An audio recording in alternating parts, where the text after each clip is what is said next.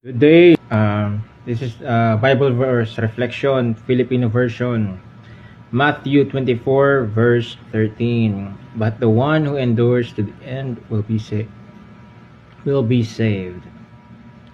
This verse serves as a powerful reminder to stand firm in faith and keep pressing forward no matter what challenges you face today. So, ibig sabihin guys, kahit anong pagsubok ang mangyari, kahit na ikaw ay paslangin pa para lang sa iyong paniniwala, ay huwag kang bibitaw. Tiisin mo lang. Gaya ng ginawa ni Jesus Christ. Tiniis niya lahat ng pasakit. Tiniis niya lahat ng palo, lagupit ng mga Romano.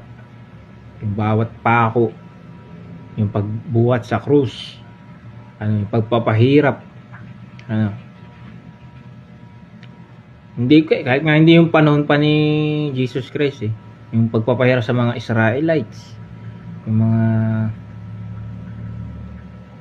kay Moises, kay Abraham, kay Noah, hindi paniniwala sa kanya, nagtiis. Lahat ng mga santo, nagtiis sila sa isang bagay na kahit na tipong buhay nila yung kapalit, pinili pa rin nilang gawin yung mabuti. Nagsilbi pa rin sila sa Panginoon. At yung kahit na patayin, tulad nung ngayon, Christian persecution. Kasi yung usap-usapan pa ng mga theory na mark of the beast, na pagdating ng Antichrist, yung mga ganong usapin, na katapusan ng mundo, mga pagbabalik ng Panginoon, tapos yung mga masasamang side sa mundo, magkakalat ng isang parang yung sa COVID na may kailangang iturok sa'yo o ipasok sa yung katawan para tapos yun na yung basihan ng mark of the beast para makuha ka nila, makuha ka ng kalaban. Tapos yan, basta yung mga Muslim ngayon na hindi lang Muslim, basta mga ibang religion na gusto kang paalisin sa pagiging Christian, away from the Lord, yan, papatayin ng mga Katoliko, papatayin ng mga Christian. Pero pinipili pa rin nila na hindi ako susuko. Si Jesus pa rin ang paniniwalaan hanggang sa huling hininga ko.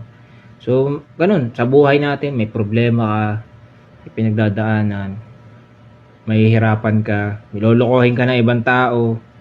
Ayan. Tiisin mo lang. Magpatawad ka. Kasi yung mga ganun tao na may limit tayo. Pwede tayong magalit. Pwede tayong may batas tayo na pwede natin ipakulong yung mga gumagawa ng krimen. Pero, lagi matuto tayo magpatawad. Kahit nasabihin natin, sige, mapakulong mo yung tao. Okay, nakuha mo yung hustisya. Pero dapat, deep in your heart, kailangan mo rin magpatawad. Kailangan mong i-let go. Patawarin mo yung nagkasala sa'yo.